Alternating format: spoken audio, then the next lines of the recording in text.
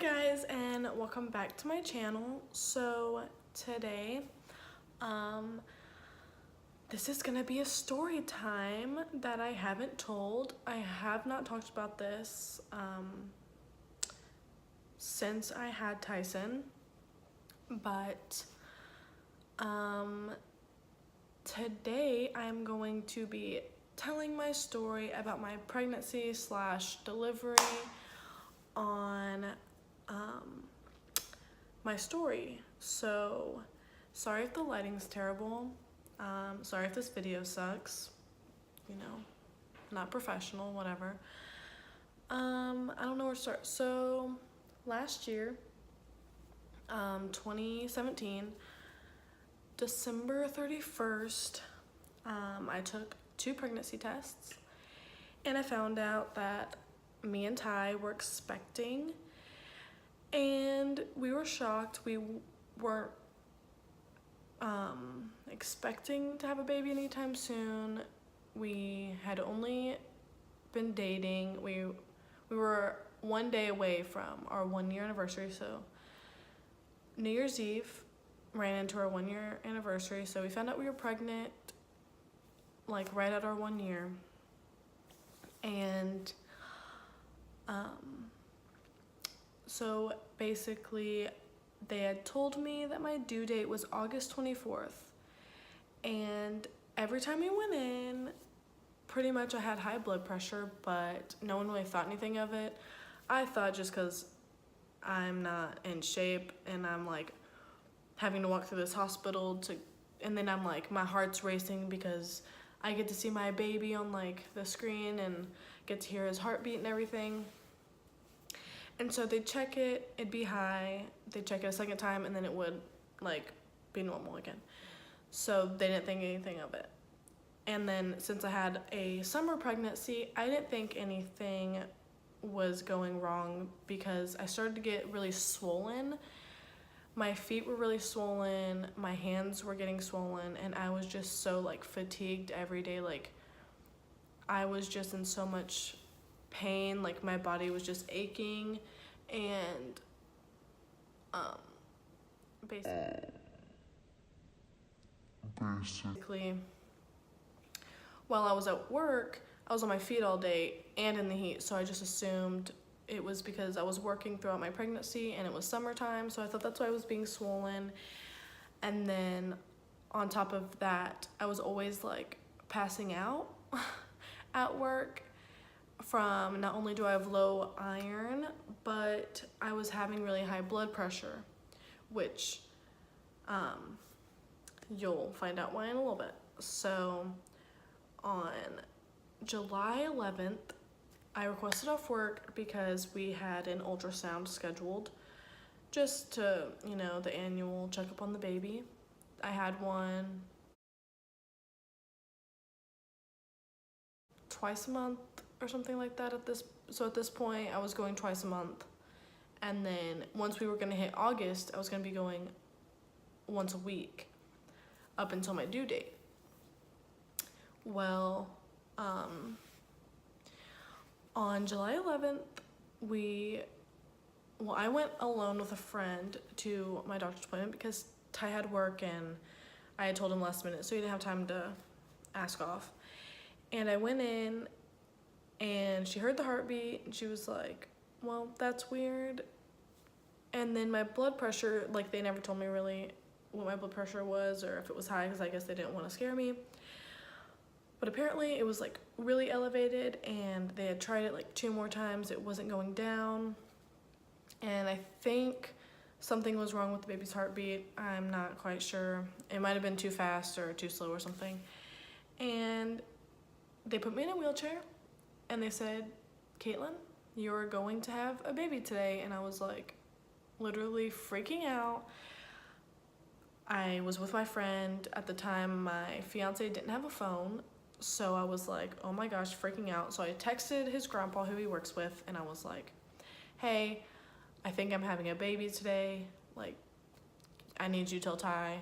Ty called me. I told him like, hey, I think we're having a baby. Like, they told me if I can't get my blood pressure down, then I was gonna have to deliver the baby that day. So I didn't have my hospital bags packed yet because I procrastinate, and so I had called my mom saying, hey, I'm having the baby. Like, I need you to come to the hospital as fast as you can, because they were telling me, since I was only 33 weeks pregnant, the hospital that I was supposed to deliver at didn't take preemies under 34 weeks. So I had missed it by like 2 days because I was 33 weeks and 5 days pregnant. And they were like, well, if if it would have been 2 more days, I could have had it there with the doctor that had been seeing the whole time. But I had to be transferred through an ambulance, which was scary. So basically they put me on magnesium so I wouldn't have a seizure, because they diagnosed me with preeclampsia, and they said it's a hard thing to find, but it was, I don't know, something that I was always worried about having my whole pregnancy. I was like, what if I get it? But then like everyone was like, no, it's mostly in older women, like, and all this stuff. And I'm now 21 years old. I was 20 when I had him, and I had preeclampsia, which means basically my body is like allergic to pregnancy. So my body was trying to reject my pregnancy the whole time I was pregnant, but it just made my blood pressure really high. I got swollen, and I could have had a seizure, and my blood pressure would have gotten high enough if I wasn't on the magnesium. So when they put me on the magnesium, I felt so terrible. Like, I felt like I had the flu. I did throw up. I was so hot, and I was just waiting for Ty to get there. My friend was there, and I was like so like embarrassed. I had to get, since his lungs weren't fully developed yet, I had to get 2 shots.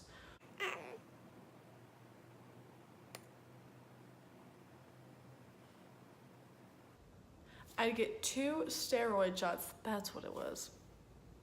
2 steroid shots.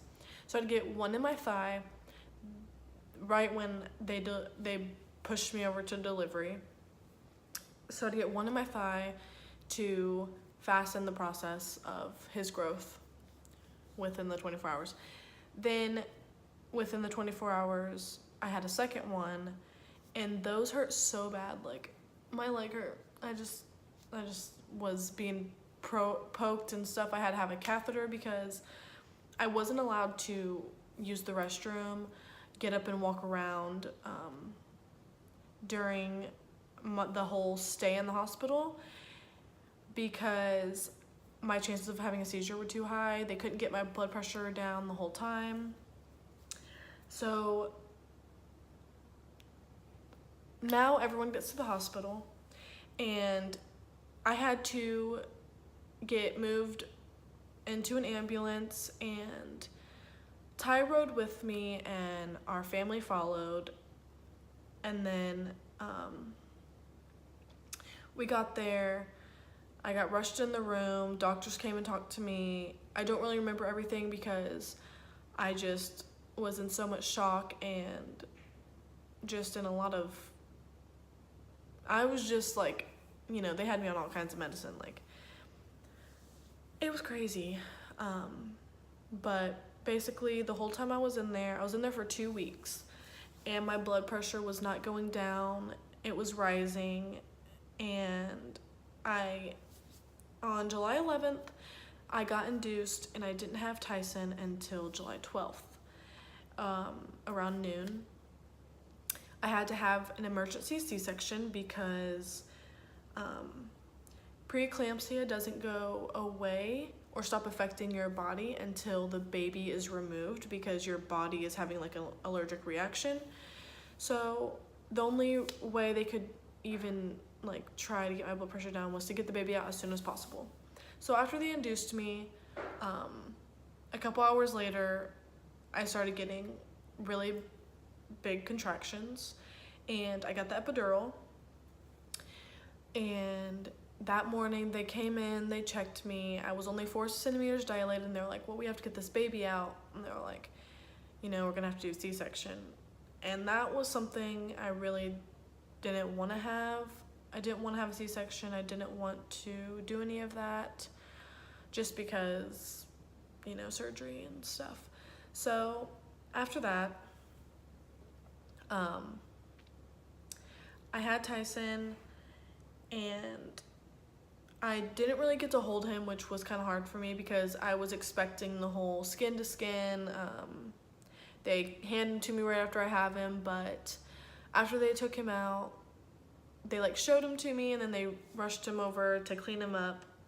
They wrapped him up, and then they brought him over to me, but I was in so much pain that I only held him for like 2 seconds, and he was just the cutest little thing I'd ever seen. And I told Ty to leave me and just go, like, with the baby, follow him to the NICU, because like I was just focused on making sure the baby was okay. And after that, I still had high blood pressure for 2 weeks. They had, eventually, my blood pressure went down like one day. It just was perfect, like, for a couple hours, and they're like, okay, we're gonna move you to postpartum. So we go over to postpartum, and I'm not even there for one night. Like, I'm only there for like 2-3 hours, and then my blood pressure went up to like 200 or 99 or something like that. It went really high, and they were like, so in postpartum, they don't have the kind of machines and medicine that you need over, like, that you need for that stuff. That's why they kept me in labor and delivery. So then in the middle of the night, I got moved back to labor and delivery, and they had taken my IV out because they were like, you're not gonna need this. They had put my IV back in, which I hate needles, so it was just like, oh my gosh. And every couple hours they had to clean it with saline, and it was just gross. So Tyson was on a feeding tube. He was healthy pretty much, just he had jaundice, and he was in there for 2.5 weeks, and we finally got to bring him home at the end of July. And yeah, so I had a little preemie baby, and basically that's my whole story. I don't know what else to say. I had preeclampsia.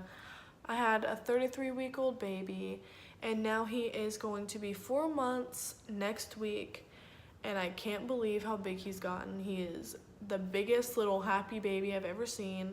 He's just so happy and content in life, and that's just what I want for my little baby. So it's just hard because since suffering from preeclampsia, I did have postpartum depression. I don't have it anymore, but I did have a lot of friends and family supporting me. I visited Tyson every day in the hospital. It was hard to leave him, like, once I left, even though it was for a few days. I literally had a mental breakdown when they told me I had to go home, because I was like, my baby's right here, because my hospital was in North Austin, and I live like 40 minutes away from the hospital I had him at, and I don't have a car, so it was just hard traveling back and forth, just making sure we could go see him at least once a day, so I could take him my milk supply and give him cuddles and, you know, make sure he's happy, because I wanted to be able to love on him a lot so he would get better faster and everything. But anyways, that is the end of this video. If there are any other story times or any questions you guys have, please comment down below. I will answer any questions about my pregnancy or Tyson or anything. If there's any story times you are interested in, sorry this one wasn't a good one.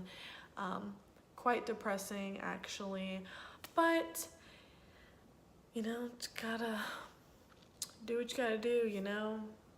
No, just kidding. Yeah, but I will see you guys in the next video.